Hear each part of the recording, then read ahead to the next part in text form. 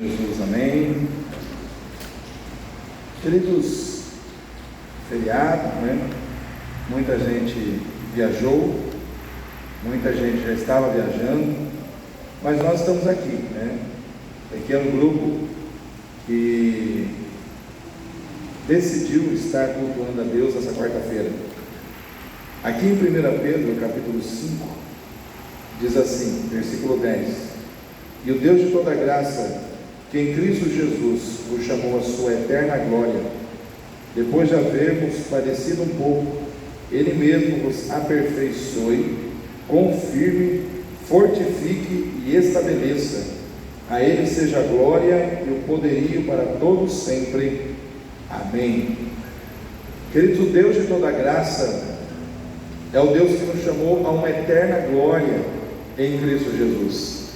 Deus, Ele não quer que nós fiquemos reféns de uma vida passageira, de uma vida onde a gente enfrenta dores, sofrimento, enfermidades, problemas, e acima de tudo, de uma vida que é limitada pela morte. Então, em Cristo, Ele nos chamou a algo eterno, Ele nos chamou a uma existência eterna, Ele nos chamou a provarmos da eternidade com Ele. Porque de eternidade a eternidade Ele é Deus, de eternidade a eternidade Ele é Senhor de todas as coisas. Deus não tem princípio e nem fim, né? Ele é antes de todas as coisas, Ele criou todas as coisas, e nele todas as coisas subsistem e foram criadas.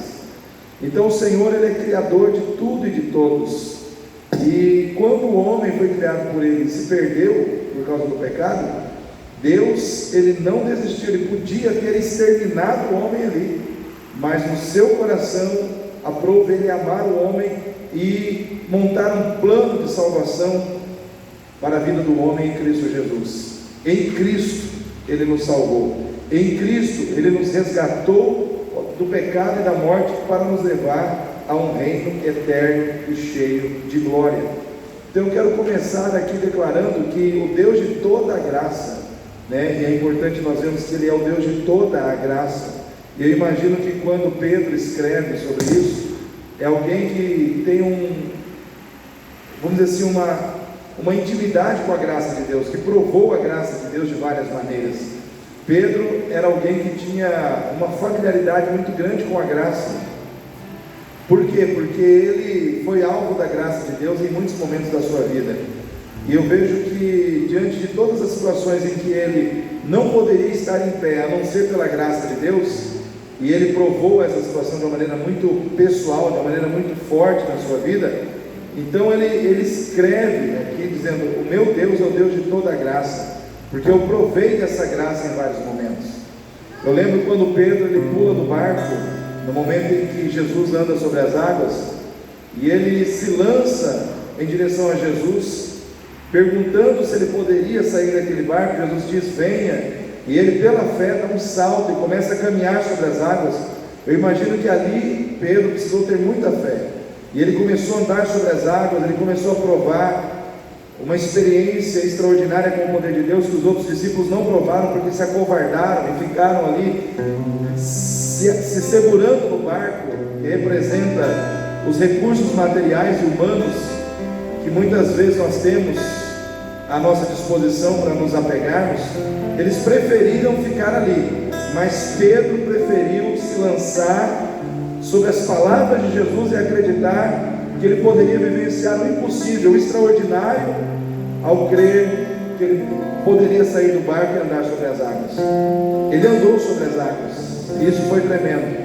Porém, no momento em que ele tirou os olhos de Jesus, tirou a sua atenção de Cristo, começou a olhar para as ondas, começou a olhar para o vento, começou a afundar.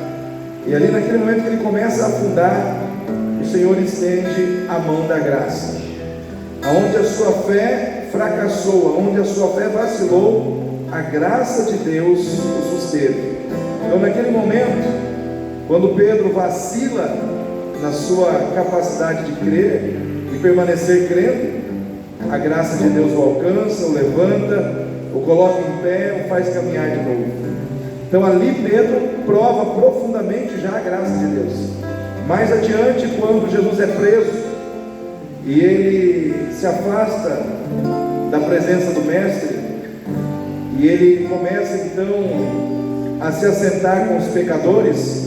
A Bíblia diz que os pecadores reconhecem que ele era um discípulo de Jesus, e ele nega Jesus 3 vezes antes que o galo cante. Isso foi predito pelo Senhor.